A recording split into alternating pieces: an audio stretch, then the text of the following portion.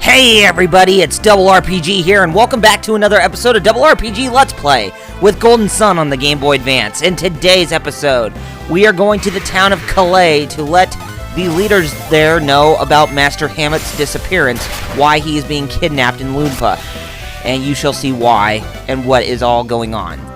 But for right now, before we go to Calais, we're trying to track down a pretty special creature around here, and since you can tell that I'm on the world map looking for special creatures, you know exactly what I'm referring to. A genie. Yeah, that's what we're doing, and then we'll go to Calais. But anyway, let's go ahead and get on with this episode that's already in progress, shall we? And as I said, we are here in this region, and we are going to try to find ourselves a Venus genie, so that way we can fight against it, and we can claim it for ourselves. And somehow right now we seem to have some bad luck trying to find it out here, which is really strange. Like, I hardly ever have any hard times trying to find any gene on the world map, because they usually just show up out of nowhere. I think you have to be, like, mostly in the forest regions to find them, as they are much more easier to locate them that way instead of on the world map, you know, just like in a grassy plains area or something, and then you should be, because I don't think they're going to be out in wide open areas, and forest, I believe, is where they would, you know, be in hiding before you fight off against them, and then that's how you can find them, that way.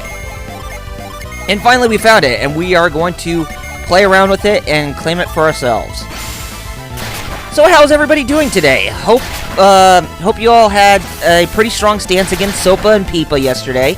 I was really shocked and surprised to see the number of people, especially those in politics, that announced their opposition towards both Stop Online Piracy Act and Protect IP Act. That was really strong, you know, to let them all know that we are totally against those bills, and, you know, if we all stand together, then we can truly make a difference in the future. And, you know, as we can declare what is and what isn't constitutional. That just shows, you know, how much we know about, you know, what is right and wrong for government or for politics or whatever. So, yeah, I'm glad to see that things went on pretty well for the strike, or the strike today, and the protest. It was some really big, accomplishments coming out from all of us. Okay, we got our fourth Venus genie, and it's known as Vine. And by equipping it to Isaac, that will transform his job title from Knight to Gallant. And with Vine, this Earth Genie, or this Venus Genie, can be used to decrease the agility of all opponents you fight in a battle. So that way, they can be a lot slower when acting on their own, and you can be able to land the first hit with all your characters. It's very useful when you're fighting against bosses most of the time. Alright, we are here in Calais, and we are going to do some shopping, and then we will go to the palace to talk to the leaders there, specifically one leader, and to let them know about Master Havent's situation, and to see if there's anything that we can do to help. But, you know, it makes me wonder if there's really anything that we can't do to help. We probably won't be able to now, but at least when we have something that we have in our possession that could, you know, help us out in the future, then we'll definitely come back here in a moment's notice. And by a moment's notice, I mean about probably in the next 15 or 20 episodes. Yeah, I know. Kind of goes on for quite a while, doesn't it? And as you can tell, you know, since we're in the 20s region for the episodes, then we are somewhere halfway along the game. I didn't even think it was going to take that. I didn't even think this game was going to take that long. I thought it would stop around the same time when we were going to get done with Conker's Bad Fur Day. But evidently, Conker's Bad Fur Day is going to be finished up pretty soon. So, yeah, I'm pretty shocked myself. But, hey, what can I say? I'm still having fun with this Let's Play so far, so I'm glad that I'm putting on a really good show for all of you, so that way you can see what is all going on in this game. And as you can tell, we are going through the houses and whatever to see what type of items we can find, and all those crates, barrels, boxes, and jars that they have sitting around. Now, there's a very interesting way on how we can, get to set our next destination from Calais. But I will be explaining that in the next episode, because when we go to talk to Lady Liana, who the tourist we're actually talking about from the outside, who is the current lord, or the current lord as of Calais for right now, since Lord Hammett has been kidnapped. That is how. What the hell am I talking about? When I do Let's Plays, I'm really not that sure what all to talk about. I mean, I guess I could talk about some things that I might be considering doing Let's Plays probably next year. Like, for instance, I picked up the game Chrono Cross on the PlayStation Network, and that's probably the first game in the Chrono series that I really got attached to the series so far. So yeah, Chrono Trigger was Chrono Trigger was not the first game in the series that I played. And I remember playing, taking a look at Chrono Trigger when comparing it to Chrono Cross, and my goodness, the differences, especially with the character's design, and, how much the story in particular seems like it really does fit for, a Chrono title. And I would, it's one of those things that I'm really shocked to see that Square Enix still hasn't put in any emphasis to get a sequel out as soon as possible. Yeah, I definitely want to see a continuation of the series, but, since at the end, I mean, if you take a look at the ending for Chrono Cross, which I won't spoil, then, it can come to a point where you can say, this probably is a good spot to where it doesn't even need a sequel. I think some people can actually make a rebuttal towards that, but, I have to say that they're right for the most part, but, it would be great to see another game in the series, whether if it's something entirely new or something that is a continuation. Because, I mean, it's really nice to know that we have, that we have really well-established IPs, but, I think it's also come to a point where we need to see newer things, which is one of the reasons why I believe that we haven't seen a sequel to, to the Golden Sun series, between The Lost Age and Dark Dawn, because Camelot Software Planning, I think they knew that, doing another sequel right away would only just mean that they would be milking the franchise, and I don't think that that is something that they want to do. I mean, sure, it can be referred to as milking, but at least it's milking done the right way. Not just having a game year after year, like Call of Duty. Yeah. Okay, so is there anything else that we can do inside of this place? I doubt there is, so I think we can make our way back up if we can. And then we can go speak to Lady Liana.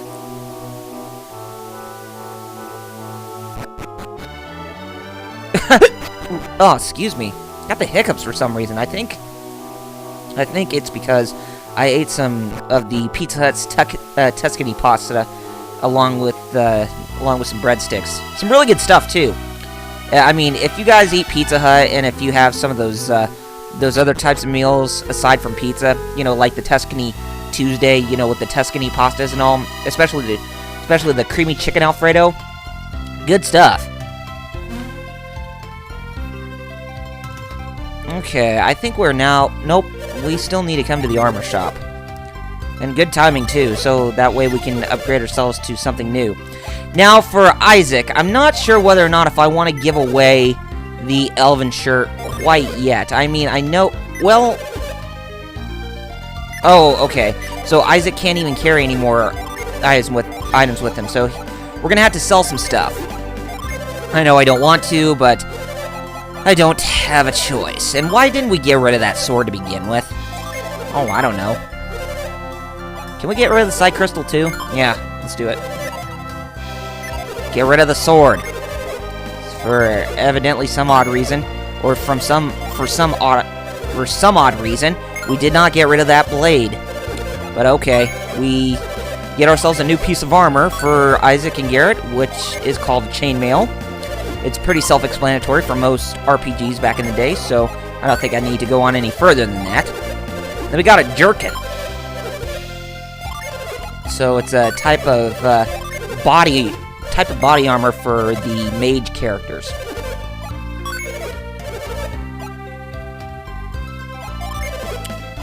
Got a couple of gauntlets here, but, one in particular can work, so, I think we can give it to Garrett since, you know, it is stronger than the current shield that they have for sale.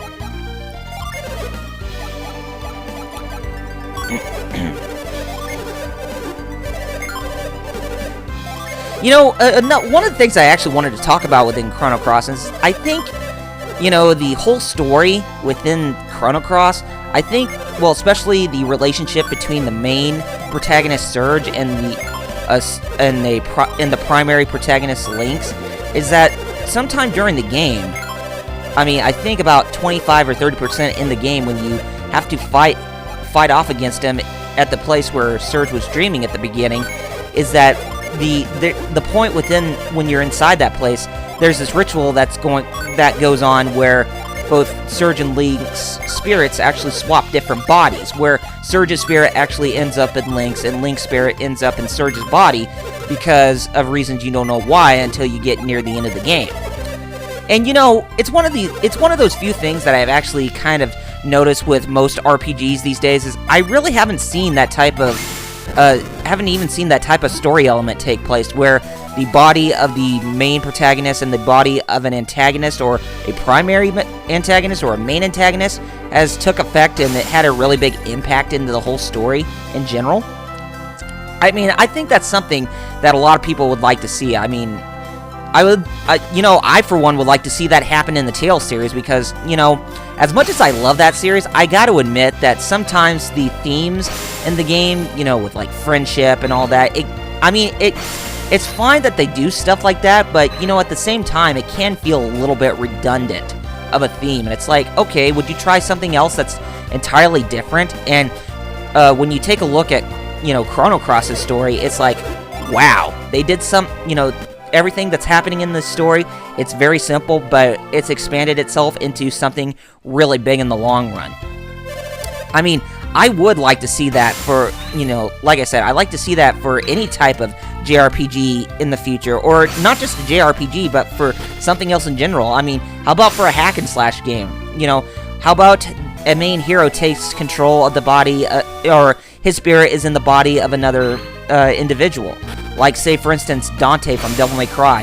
What if he takes control, or what if he ends up getting his soul swapped with the body of one of the main antagonists of that story? Specifically one that, you know, that involves combat, pretty much like Virgil in Devil May Cry 3, even though their bodies don't swap. But, you know, something like that. Or how about for Ninja Gaiden? How about have this, or, you know, specifically for the story, how about have that one, you know, that one enemy character or that mysterious character who seems to be stalking Ryu, you know, the guy with the mask, have him swap bodies with Ryu for a bit. And then have him find a way to get Ryu's original body back. That would be very interesting. I would like to see it happen. I think it would be awesome. And as you can tell, most of the people here in Calais have this type of body wear, because we're still just outside of the Lamacan Desert, which was the desert place. Now, when you take a look at the Lamacan Desert, I can definitely believe that area around there is supposed to be a representation of the Middle East, because, you know, with the Middle East, their weather is pretty arid, and, you know, most of the stuff is pretty desert type, and you see people wear, you know, suits like that because they need that, you know, they need that type of clothing to survive against the harsh heat and such. Okay, so what the guards are asking us right now is why Ivan is not with Master Hammett. And we are letting him know that Lord Hammett has been kidnapped, and that he still must be imprisoned in Loompa. So, yeah, we're going to have to explain it to his wife, Lady Liana. And Ivan is telling us if we saw Lord Hammett go to Loompa, and we did, or Lunpa, or whatever. I know. You say tomato, I say tomato. Or it's definitely the same thing. Okay, here we are with another one of these things where everything's so fast-paced, as with Isaac and his crew actually telling Lady Liana about the situation where, what's-his-name, Lord Hammett, has been kidnapped and still imprisoned over in Lunpa. And she suspected that Lord Hammett would have been released, or would have still been with Ivan. But, there must be something else as to why he left Ivan over in Vault to begin with. And I think that is something that Lady Liana probably knows for herself too. Yep. And as they are explaining right now, that Lunpa used to be a noble place, and even his son, Donpa, believed in his father's ideals. But Donpa's son, who is Dodonpa, or his grandson or whatever, is a very evil man, and he has transformed Lunpa into a place of evil. So yeah, it's very cruel with the heart of men, for the hearts of men to be it's very cruel for the heart of a man to be a very evil thing in life. I mean, it's been quite a big theme for most JRPGs, ever since, I guess you could say, since the beginning. And I'm kind of hard to say which is the beginning. And probably, I would say, like, Final Fantasy 1, especially with Garland. He was just that plain knight character who was the first boss in the game, but you see him stuck in this dimension for about 2,000 years, and it transforms him into the entity known as Chaos, who is the final boss in the first Final Fantasy. So yeah, it's become quite a long traditional theme for most JRPGs up until now. But, it's really cool. It was really cool back then, but when you see stuff like this happening now, especially with some games that tend to not want to abandon that tradition, it gets really, really redundant and repetitive. But that doesn't mean that, they're all bad games per se, but it's just that overusing themes way too much can tend to have a negative effect towards those who are very fond of, this specific genre. The reason why this game is good is really favorable amongst most JRPGs is that even though it does have those traditional themes, of like friendship and trying to stop the war, trying to stop this cataclysm from taking over the world or whatever, or, trying to stop the main antagonist from, destroying the world, it's because this game actually puts you into perspective as if you were actually, within the experience of what's all going on within the place, within the places that are, within this game. Like, when you talk to some of the people in this game, they propose you questions that that they don't have a significant impact to the overall story. I mean, when we talked to Master Hamma, she asked us if we knew what a mirage is, and we said yes. And, some of those other questions, like, he seems kind of self-centered, some characters who may have self-centered attitude. Somebody might ask you, this person seems really self-centered, doesn't he? And then you can say yes or no. It's one of those questions where, it's one of those things where this game actually tends to be a bit more, I guess you could say, center, where, the embodiment of the main protagonist are actually the first person, the gamer. Whereas most RPGs, outside of that, are mostly intact with the third person. Because they actually talked about, they are actually talked about within the game.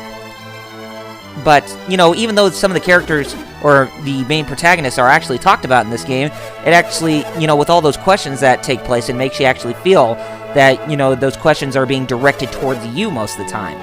Specifically when you're asking yes and no questions. Yeah, it's very interesting to see to see this stuff go on like this in this game, so I would like to see what the evolution of JRPGs can do in the future. Sure, it's getting kind of redundant, but, what can you do? Evidently, there's going to be a point where the, games are going to evolve for itself, or there may also be a point when, there may also be a point when a video game crash may actually occur. Or another one, you know.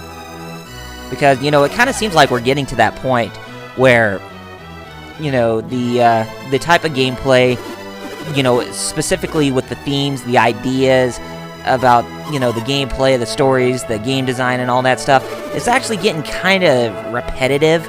And, you know, with bigger name titles, or titles that have bigger name, you know, bigger names for themselves, it's actually come to that point where you know, you feel that their budgets have seriously gotten way out of hand, and it makes you kind of worried about the future of gaming, because most developers these days, they tend to go overboard with the production of their games, but sometimes they could actually end up turning into flops in the end. I mean, take a look at Naughty Bear, that was on the PS3 and the Xbox 360. I mean, that game had a lot of potential, but my god, dude, you had no idea that that game would actually end up as a flop. Huh. Yikes. And I'm glad to know that there are some big name games that, you know, that are still very popular that didn't even manage to flop. Like Dark Dawn, for instance. I still think that game on the Nintendo DS is actually a pretty good JRPG for itself. And I'm glad to know that the Mario games haven't even flopped. And I'm glad to know that the Zelda games haven't flopped. And, you know, I was very glad to know that, you know, that even Metroid Other M wasn't even flopped. Even though a lot of people say that it should be flopped because of the story direction that it goes, and they feel that there is no, you know, there's no character development for Samus, that she's just the whiny archetype instead of being the traditional, you know, one-sided character like, you know, some other people in other games like Master Chief, for example, in the Halo series. But I won't get on any further than that. But yeah, it's good to know that there are some games that haven't even flopped, but some of those that have flopped, since they failed to, you know, do what developers are what the developers promised to do. Yeah, very shocking. Okay, we get another nut in here. Nuts. Okay, since we are done talking to Lady Liana, she urges us to continue on with our journey. Now, I would say that we could talk to those tourists right now, but ever since I've been talking about certain things within this video, I think this is probably a good spot to where we can go ahead and we can wrap up things for today. So, next time on Double RPG Let's Play with Golden Sun on the Game Boy Advance, we're going to resume where we left off, and we are going to go talk to the tourists, so that way we can have a set course as to where our next destination is going to take us.